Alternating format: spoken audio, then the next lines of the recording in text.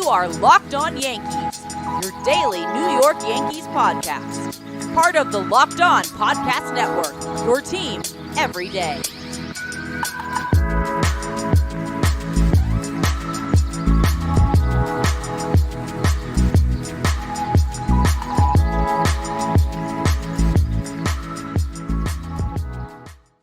You are Locked On to the Texas Rangers and Locked On to the New York Yankees. I'm your Locked On Rangers host, Brice Paterik, a crippling addict of Texas Rangers baseball since 2010.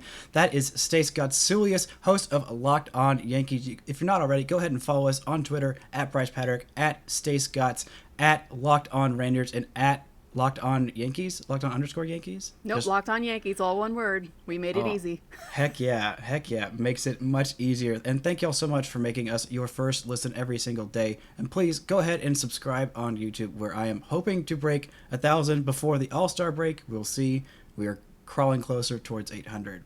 But we're here to talk about two teams that are... Well, we were recording this on Wednesday before our Wednesday games. So this is just when it worked. We could have recorded much later, but I will be watching more Star Wars because it is Star Wars May the 4th day. Happy Star Wars Day to those of you who observe. Stace, do you observe?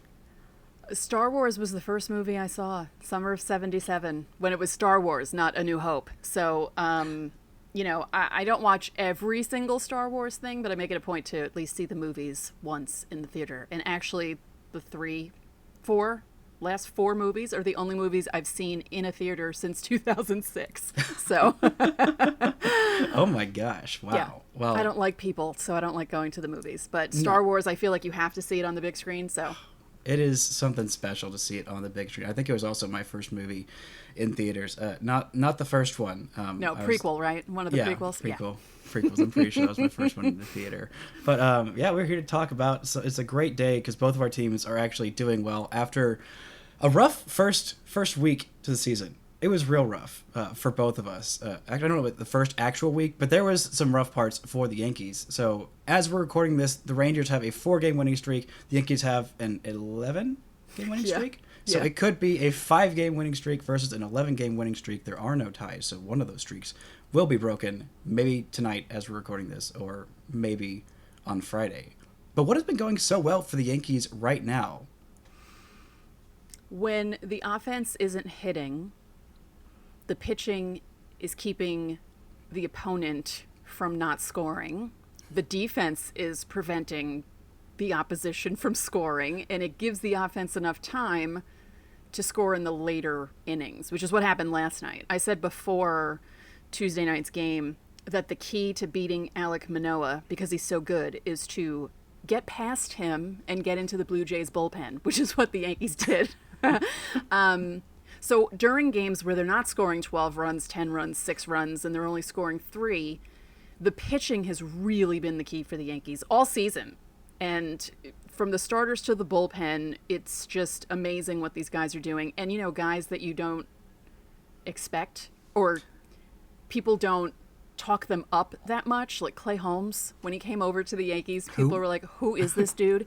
Michael King has come out of nowhere to be dominant and just incredible. And then you have the usual suspects.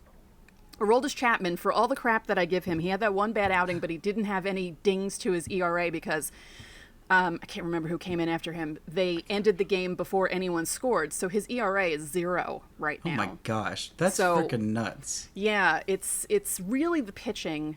The pitching really helped them when the offense was sputtering.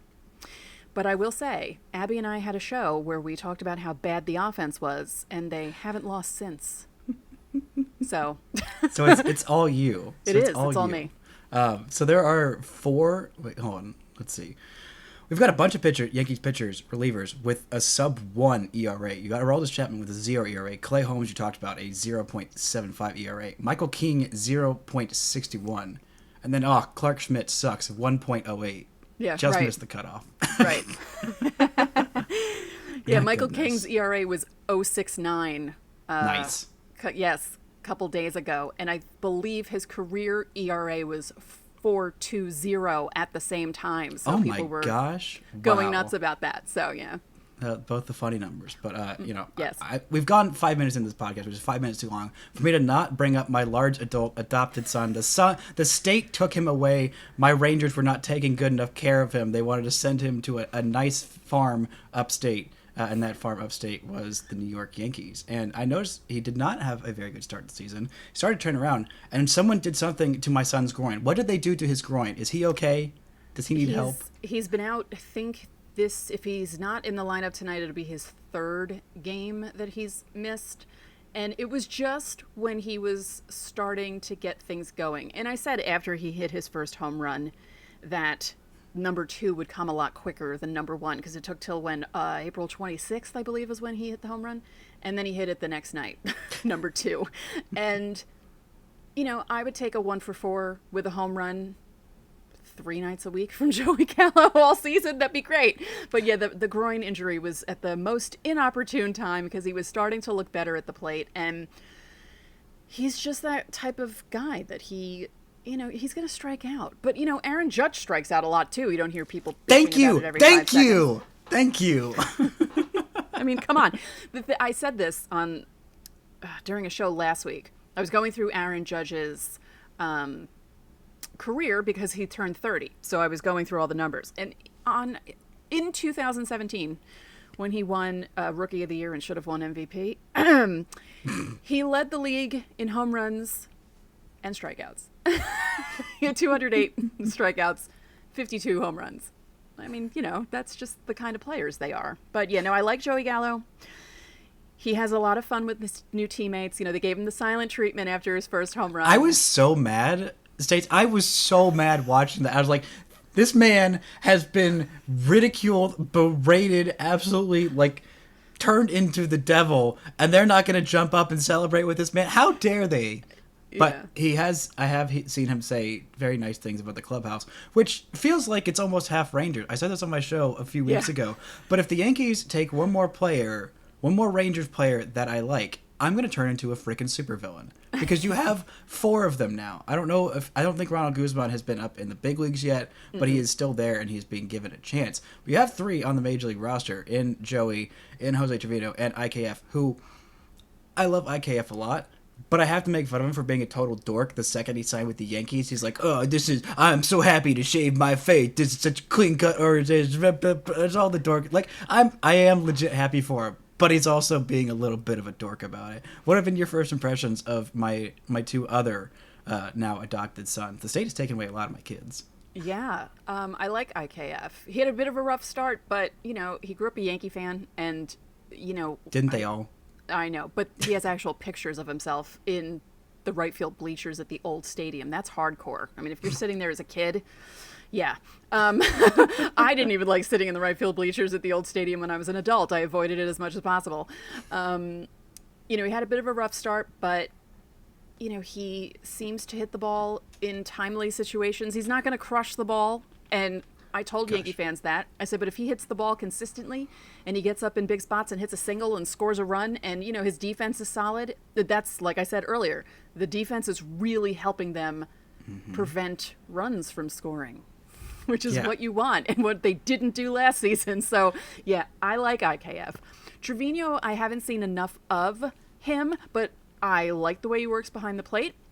I think it's pretty funny that he came over and almost immediately became Garrett Cole's personal catcher, even though they won't say that. We'll see this weekend. We'll see. But don't be surprised if you see him behind the plate when Cole's pitching. Yeah, I mean, with IKF, he has literally, on the 20 to 80 scale for power, it's 20. Right. It's not. Half of his home runs are into the Crawford boxes in Houston. And he has had such a weird career. I don't know how much Yankees fans know. I'm sure there's been a lot written about how, he was, 3 years ago, was a catcher. That's what they're trying to do, something to just get him in there. He's always had really great, contact. He's not going to strike out a whole bunch. He's going to put together pretty smart at-bats. But, they just couldn't find a position for him. They're like, okay, we're going to start you every day at third base. This is just where you're going to be. And he turned into the best defensive third baseman in baseball for that season. He was incredible. And then they gave him the shortstop job. I'm like, all right, well, let's see if you can do something. And he turned into one of the best defensive shortstops in baseball. There's a lot of value in that. And if you do one thing well, he worked his freaking butt off. Like, he worked so hard to do that because literally going from, like, being a catcher, playing a bunch of different positions, he'd always played, like, infield defense well, but they finally gave him a spot. And I am happy that he's getting his spot because, like, once the Rangers signed Marcus Semien and Corey Seager and, well, their top prospect, Josh Young, was, before he had an injury that, derailed his entire season, the thought was, IKF is going to play third, and then we'll see what happens to him after that because it's going to be Josh Young's team. I also feel kind of bad for him because Rangers manager Chris Woodward said, like, the first call after the lockout was IKF, and I'm say, yep, the third base job is yours. And boom, like, the next freaking day he's traded to Minnesota for, like, 5 minutes, and then he's a Yankee. Yeah. Just as long as I don't have to see Gleyber Torres at short, I am thrilled. He's so much better at second. He bats better when he's playing second. I don't want to see him at shortstop. So IKF, love you. Yeah, for sure. One last thing, I gotta ask how Anthony Rizzo became like this absolute monster masher. Is tied. I think he's tied for the Major League Baseball lead in home runs with 9, and I'm saying that Aaron Judge is on there too. What has gotten into Anthony Rizzo? I mean, he's always been a good hitter, but like this is like, dang, dude. To be fair, the 3 home runs he hit that one night were Yankee Stadium home runs. But, the opposing team has the same wall to go over. You guys can hit that short porch also. So, it's not like they move the fences back when the opposition is batting. But, I said that I felt like Rizzo was the MVP offensively for April. Although Judge picked it up at the very end of April and into May, but I would say he was the offense's MVP just from what he was doing. And, he's good at first, too. I mean, last night, Wandy Peralta surprised the hell out of him and Alejandro Kirk and picked him off at first. And you could tell that Anthony Rizzo wasn't expecting that throw, but he got it and he put the quick tag on. It was pretty funny. I was like, oh, okay, because I don't think Luke Voigt would have done that. No offense to Luke Voigt. But yeah, no, Rizzo's been not a surprise because Anthony Rizzo's a good player, but I just feel like he's doing a lot better than I thought he was going to do. Yeah. Yeah. For sure. There are definitely high expectations there. And we talked a little about Jose Trevino and how good he was. And I thought he was going to make the Rangers opening day roster, but someone else, Jonah Heim, has been absolutely crushing it for the Rangers. We'll get into a little bit of who on the Rangers has been absolutely crushing it and very much not so far. But I'm a little hungry. And you know what I do when I get hungry? I reach for a Built Bar. Built Bars are the absolutely best tasting protein bars you will ever have. My ad reads have been so good for Built Bar lately, I have convinced myself to buy several different boxes of Built Bars, which is dangerous because they are just so good. And I just fill my fridge with them. Stace, what's your favorite Built Bar flavor? Mint brownie. My listeners are probably like, oh, Stace is talking about it again. But yes, mint brownie. I actually ordered myself some of those, so I'm going with those. I've got some cookies and cream and some salted caramel in the fridge. There's literally not a bad flavor. They're all incredible. They're all so good for you and so healthy. If you want to go try them out and see what we have been raving about, go to Built.com. Use promo code LOCKED15 for 15% off your order. Use promo code LOCKED15 for 15% off at Built.com. And Yankees fans, they like to say a lot about 27 rings, but if you want to get yourself 27 rings or someone special 27 rings, or just one ring, you only have to get one ring. There's one place to go. It's BlueNile.com. It is the best place for everyday jewelry. If you're like me and you don't know much about jewelry, that's me. I don't know much about jewelry. You can get something for your mom. Mother's Day is coming up. You can get something special for her. Some everyday fine jewelry. If you don't know what you're doing, BlueNile.com. They've got all kinds of different reps that are available 24/7 through phone, or if you don't like talking on the phone because you're a millennial, you like just doing a little chat. They've got that option for you as well, so you can go check it out. They've got all kinds of great stuff, so go to the website. This Mother's Day, give Mom something she'll treasure forever with fine jewelry from BlueNile.com, and Locked On listeners get $50 off $500. This podcast exclusive is only good through Mother's Day, which is coming up Sunday. It's Sunday. Don't forget it. It's coming up in 2 days. So take advantage of this offer. Use code LOCKEDON. Plus, every order is insured, ships free, and arrives in discreet packaging that won't give away what's inside. You can shop stress-free and find your forever piece. Go to BlueNile.com today. Thank y'all so much for making Locked On Rangers and Locked On Yankees your first listen every single day. Now, for your next listen, check out the Locked On Now podcast. It's got recaps of MLB games with analysis from our local experts, including us. That's us. Taking fans through the season like no other network. It's free and available wherever you get your podcasts. I would like to correct you on one thing. Uh-huh. It's 26 rings and a pocket watch. What's the pocket watch? That was the first year.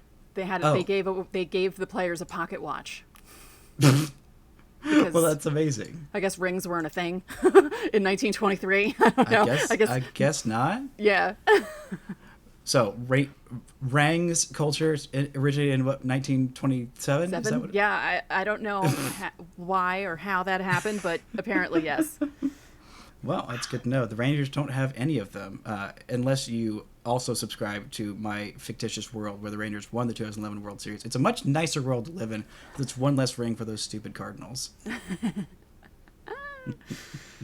Oh yeah.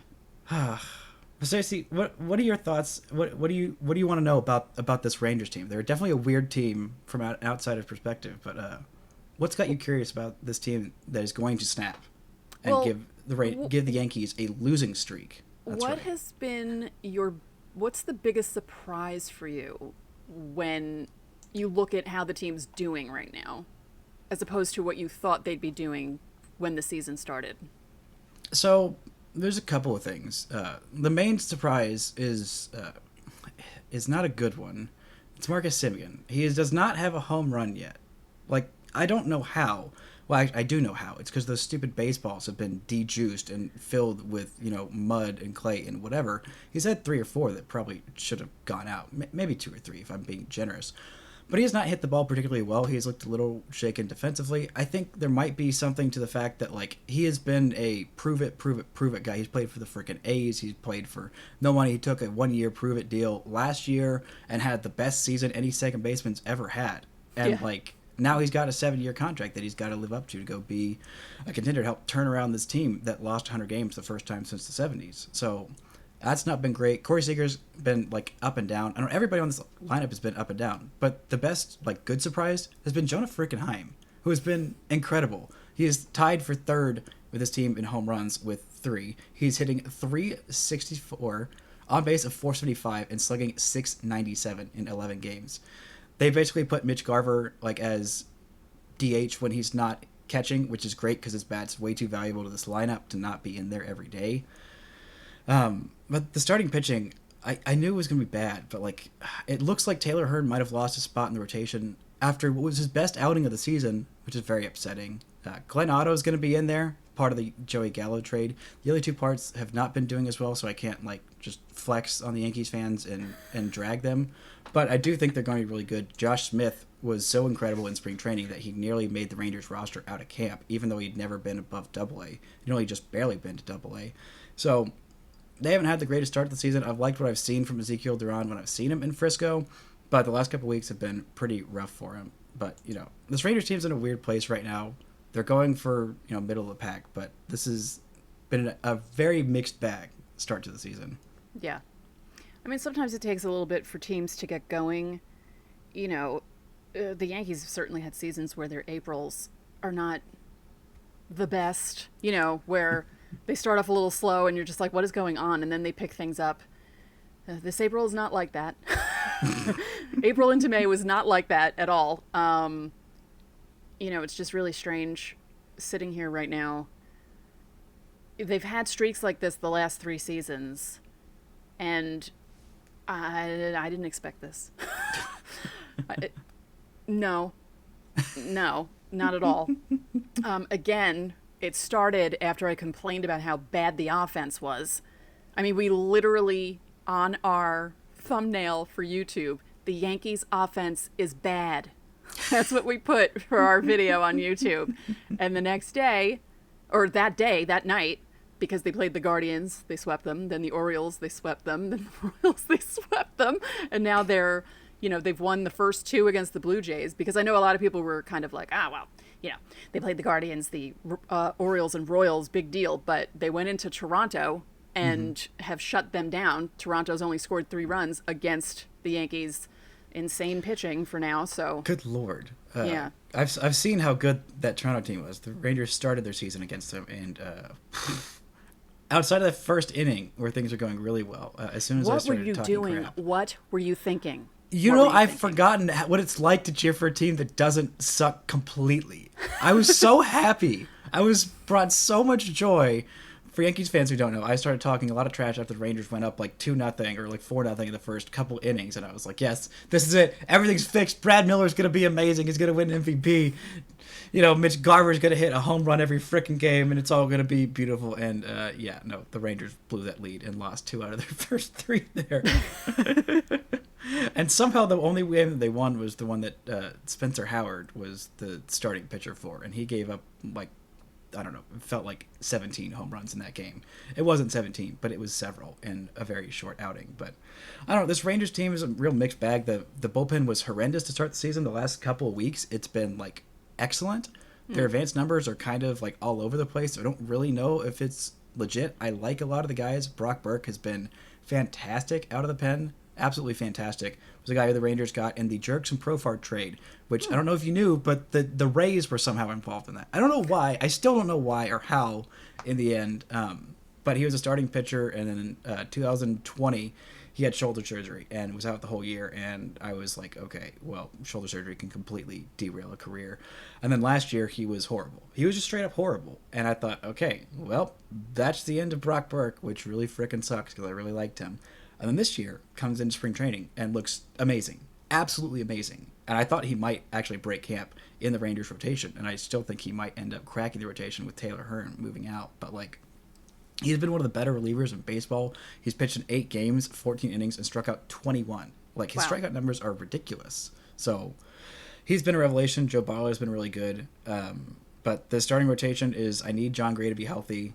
Glenn Otto's here for now. I didn't expect it. Dane Dunning just had an amazing start, and Martin Perez, we, as Rangers fans, we were pronouncing that wrong for the entire first 6 seasons of his career, and then he comes back, and he's like, hey, this is actually how you're supposed to say my name. So, super embarrassing for all of us. But yeah, he's looked much, much better. So, I don't know. This is a weird team. I need Marcus Semien to kind of start to put it together. I think he will.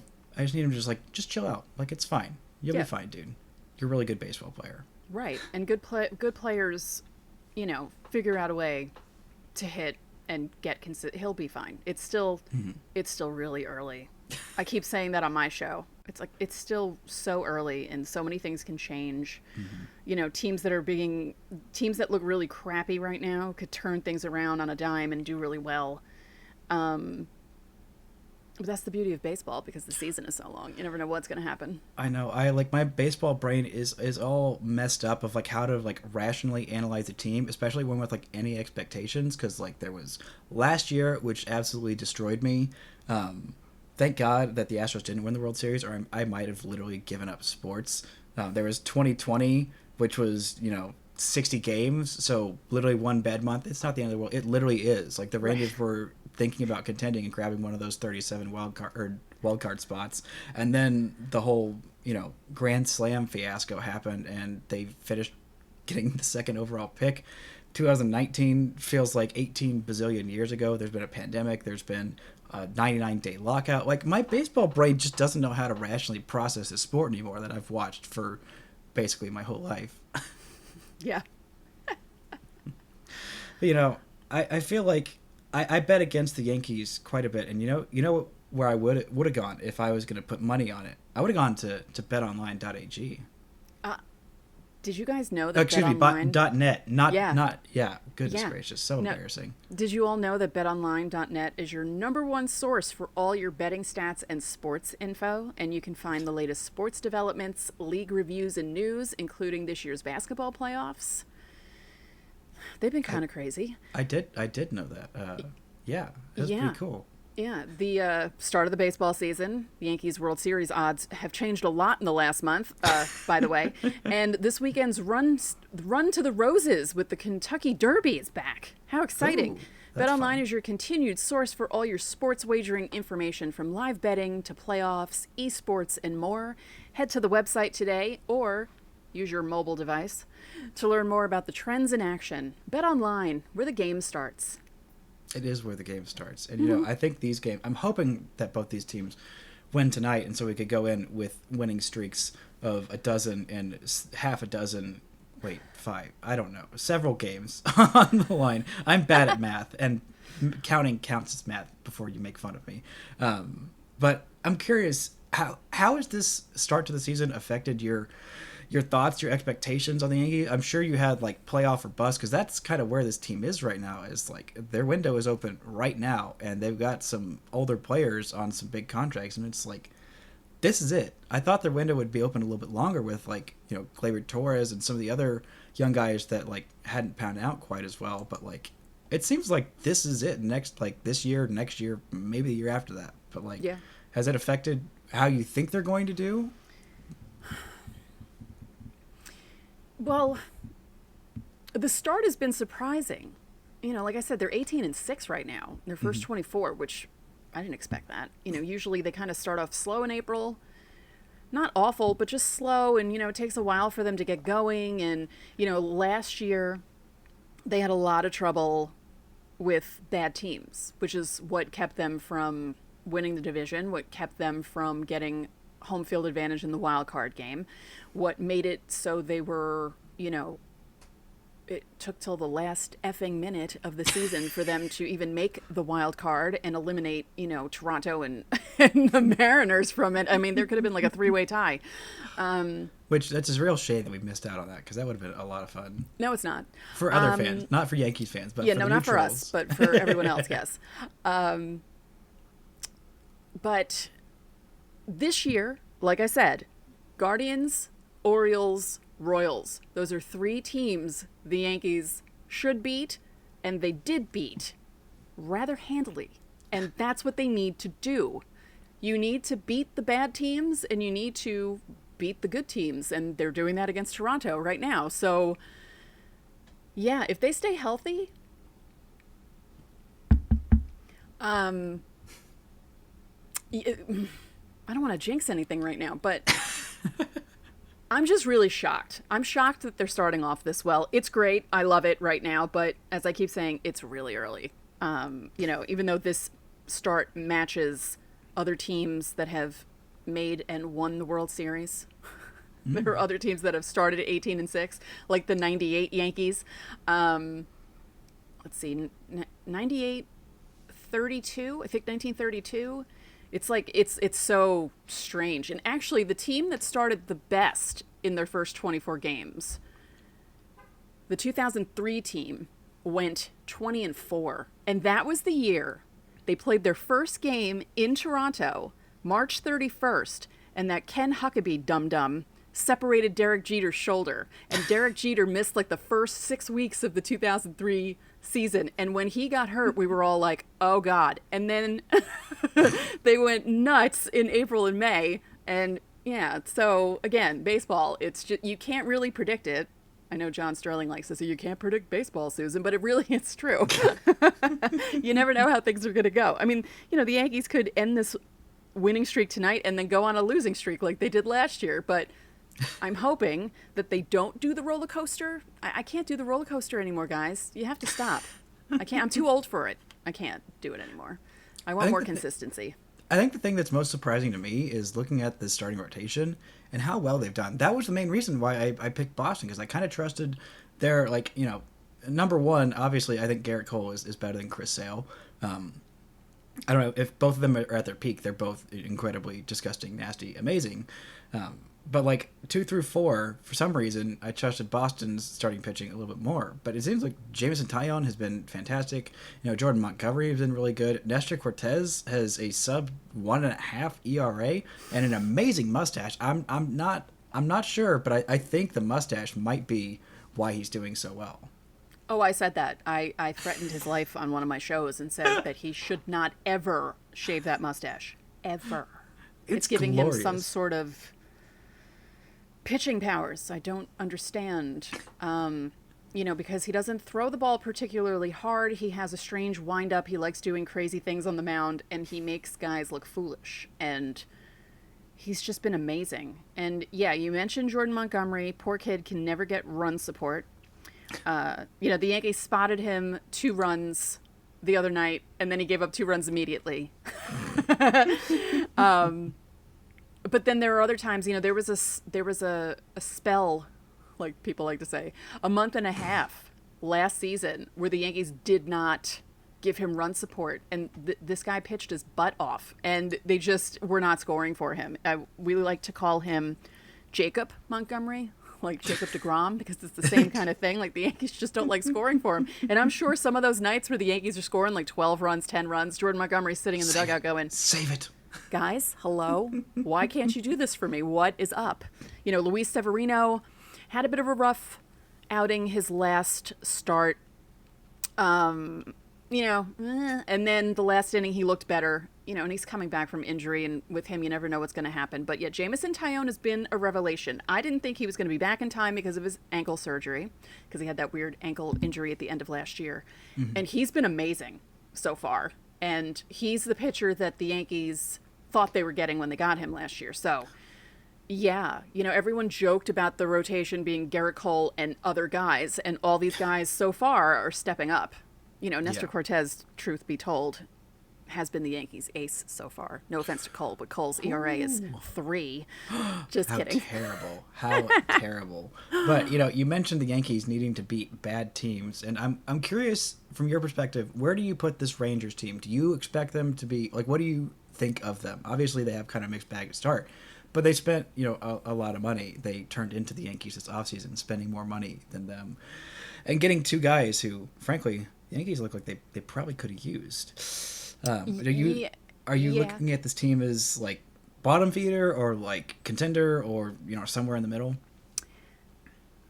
I would say right now they're somewhere in the middle. You know, I think if guys start stepping up a bit, they might be a contender. You know, I feel like you were talking about Simeon not really doing much, and it's like, yeah, he'll probably start doing stuff against the Yankees this weekend.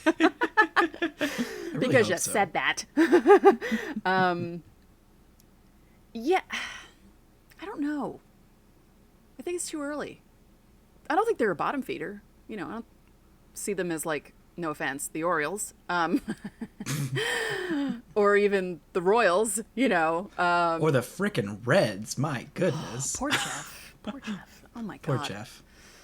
I had no idea that they were that bad. And then I didn't either. Yeah, and then I saw their record like 2 nights ago, and I thought, it's bad. Is that right? And then I looked, and whoa. I mean, how do you watch baseball? Like, if you go into every game pretty much thinking, yeah, they're not going to win this. I can tell you, it's not fun. I did it last year. It's not fun, and I haven't had that since 1990. It's been a while. I know, it's been like forever since the Yankees even had like a losing record. I'm like, you freaking spoiled jerks. It's not fair. I know, and Yankee fans are the first people to complain about things like, they were so bad in 2013 and 2014. I'm like, they were still over 500 and in the playoff race at least until September. It wasn't like they were out in June. So what are you talking about? And I say it all the time. Don't want it to happen now. And it won't. The Yankees won't ever have a true rebuild, but I wish that some of these kids, and I'm saying that because I'm old, would experience a season like 1990, because I experienced it, and it was terrible. And I feel like some of these brats need to feel something like that, but not yet. Maybe 2026 or 2027, somewhere around there. Somewhere around there, when Joey Gallo is back on the Rangers and winning World Series is for them, hoping and praying that the poor Yankees are too poor to afford to pay both of their corner outfielders who are going to be on the free agency block this offseason. So we'll see if I can bring my large son home and people can stop yelling at me for shoehorning him into nearly every episode, even though he's not even on the team anymore. And I can have an excuse to shoehorn him in to every episode. Be like, look, he's here. He's doing things. He's back. He missed us. Me specifically, of course. Yeah. Well, Stace, this has been a lot of fun. You wanna do predictions so we can both look dumb and predicting absolutely the wrong thing? I'll go first in making my prediction. I predict the Rangers will snap the streak. They'll win the first one, and the Yankees will bludgeon them in the next 2. I could see the Yankees winning 2 out of 3. Wait, why did I say Glenn Otto is the one who's starting on Friday? I think Glenn Otto gets his revenge game because look at you traded me. And then, of course, the 2 pitchers that I'm feeling pretty good about right now in Dane Dunning and John Gray are going to be the ones going on Saturday and Sunday. But no, I'm calling it. The Glenn Otto revenge game on Friday, and then less good but hard-fought battles, I think, in Saturday and Sunday's games. Yeah, I could say 2 out of 3 for the Yankees. I would never predict a sweep. against anyone because sweeping is really hard. People don't realize that. Even against the bad teams, like, it's really hard. Yeah. Well, this will be a lot of fun. Hopefully we'll have some winning streaks on the line. Glenn Otto to snap them, and the Yankees probably start off another one. And Joey Gallo is going to heal up nice and well to hit home runs against me and make me happy and sad at the same time. States, it's been an absolute pleasure. Very much looking forward to this weekend. And go Yankees after the series. Yeah, it'll be fun. Now, remember, if the Rangers do have a big lead at any point, don't gloat until the game is over. I learned my lesson. I learned it the hard way. I'm not going to gloat until the season's over. Like, I'm just holding off on any gloating whatsoever except for specific at-bats. That's it. That's all I got. If Marcus Semien hits his first home run, I don't care if they're down 30 and that makes it 30-1. Like, I will gloat quite a bit because that guy deserves it. And hopefully, I mean, you said it, so maybe you will gift him his first home run of the season. Thanks, y'all, so much for listening and making us your first listen every single day. Now, go make Locked On MLB Paul Francis Sullivan. Please call him Sully. He takes you through the major leagues, both past and present, gives you his unique perspective on baseball. It's free and available wherever you get your podcasts. On Monday's show, I guess we'll both probably be talking about this series and a wild and fun one. Gonna be a lot of fun. Stacey, thank you so much for joining me. That's gonna do it for this edition of Locked On Rangers. And until next time, don't forget to enjoy baseball.